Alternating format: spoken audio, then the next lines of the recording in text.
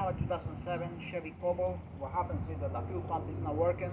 They replaced the fuel pump to find out that that is not the problem. And when they found out that the fuel pump was not the problem, they dropped down the tank again, the gas tank, and they left it outside. The tank is on the other side, it's out.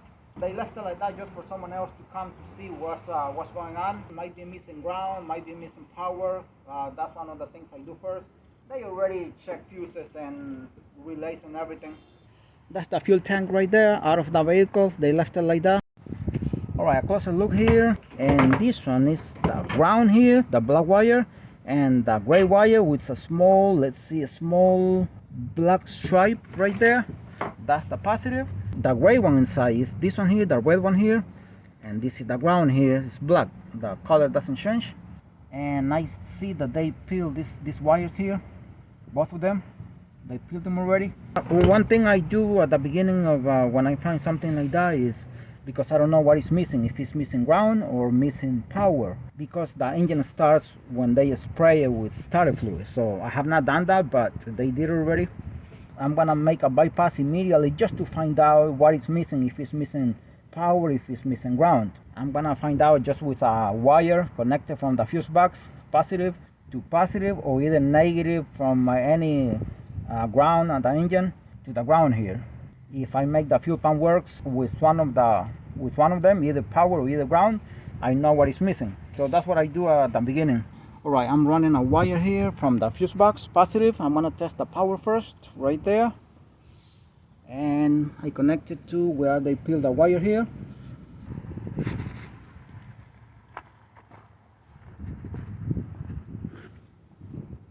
You see the wire here?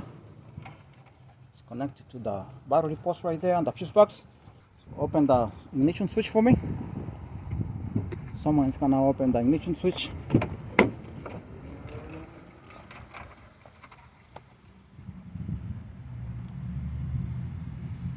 ¿Está abierto? Sí. Okay. Alright, the ignition switch is open and nothing is working. So we're gonna switch to here, to the ground. Alright, ground here. This is the ground number 101, I think, I believe. I don't remember. 402, something like that. I gotta look at the software. By the way, I'm gonna be showing the wire diagram, everything I'm gonna be doing here.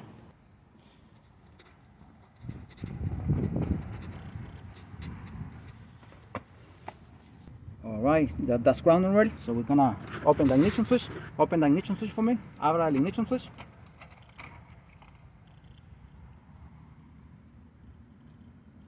And nothing. The fuel pump doesn't work with the ignition switch on, neither with ground and neither with the power. Alright, that's the wire right there. Nothing changed except that I went lower directly to the connector right there. See? And I'm gonna make a bypass. This is the wire here I have, and the needle right there, banana type. I like these wires. And then I'm gonna make contact on the same wire, but on the other side of the cover here. And we're gonna open the ignition switch and see if we can make the fuel pump work. And if it doesn't work, I'm gonna do the same with the ground here.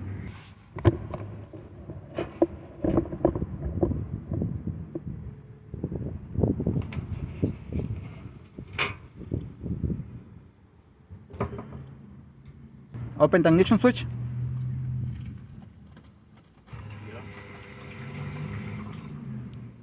Take out the ignition switch. The key. The fuel pump started working once I made the bypass here. So that means the problem is between here and here. The wire is messed up in some place. Open the ignition switch again.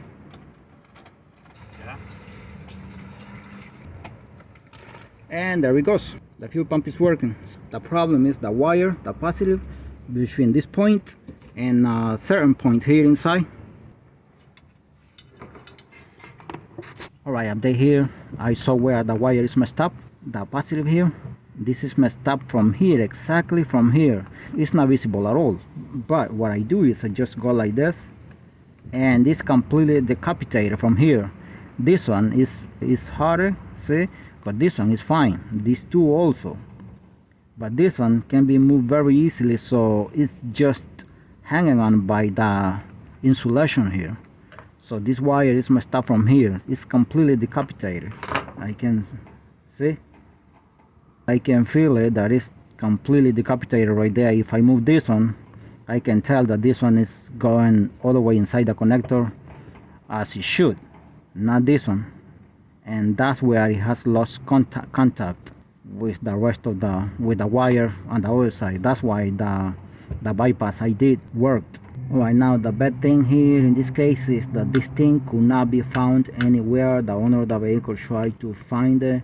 We called about 15 junkyards all over the place, and it couldn't be found anywhere. We'll have to make a small hole, make a bypass from outside again up to a certain point here. We're gonna use some kind of welding stuff. Update here, I connected the wires here. As you can see, this is the red one. This one is a black one, but it doesn't look that good, but because it's positive, it's power. But that's what we had here, black wire. And here I connected on the inside, as you can see, and I made a small hole here on top. The wire passes exactly right there. It's a little tight, and if you're gonna do this like me, ensure to use a drill bit that is almost exactly as the wire, so the hole is not that wide. Open the ignition switch for me. Alright, that's the fuel pump working right there. So the problem was in the wire here on the positive inside, not outside. Open the ignition switch one more time. Yeah. There we go. So everything is working here, everything is good now. And this is the drill bit I use here. I don't even see what size is it. And I use some of this here. You can use also sandpaper to clean the connector on top and to leave it kind of rough, not that smooth, because of the stuff that we're gonna put on top to close any gap between the wire and the connector. Having a better look here on top, that's the wire right there, as you can see, on top of the connector. And if we follow it, that's where I made the connection right there. And if we come here inside, that's the connector, that's where I made the connection right there. See, under the vehicle again, and that is the wire harness right there with the insulation. See, right there, I'm gonna move it right there. The insulation goes up to the fuel tank right there. The fuel tank is still on the floor.